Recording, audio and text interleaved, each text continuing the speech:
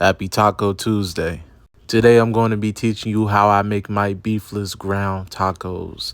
Now these types of tacos are an imitation of ground beef tacos. I'm going to be using the red onion, tomatoes, avocado, sour cream, shredded cheese, and flour tortillas.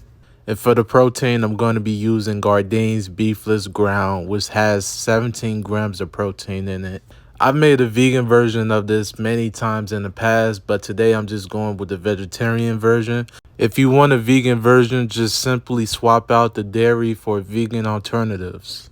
Let's start off with chopping up our onions. Let's get that out of the way since that's going to be the most annoying part of this whole process. Next, we move on to the tomatoes, and once we're done with that, we know that we're more than halfway there. The difference between plant-based ground and ground beef is that plant-based ground absorbs the oil that you put in there, so it will dry out pretty quickly, whereas with ground beef, you will actually end up with an excess amount of oil, so just watch out for that.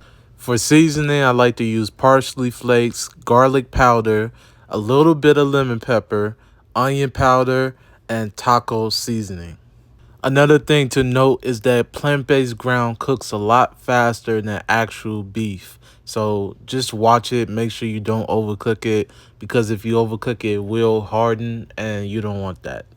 Once that's done, I'm going to transfer it over to the tortilla. I already have my cheese right here. The reason why I put the cheese down first is so that the heat from the beefless ground melts the cheese a lot quicker. If you want to go a little bit crazy, add a little bit more cheese on top. Now you add your onions, your tomatoes, your avocados, your sour cream. If you want to, put some taco sauce on it. Sometimes I do that, but I don't think it's always necessary. For me, this recipe is a straight 10 out of 10.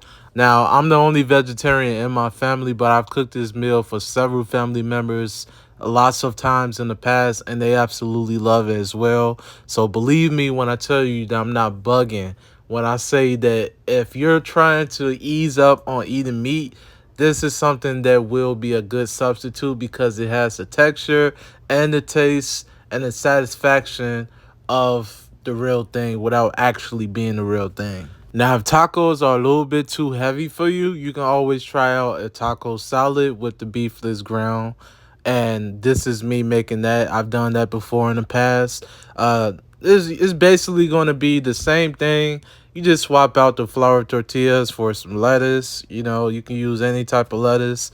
This beefless ground is good for taco salad. You can make nachos with it. You can make sloppy joes.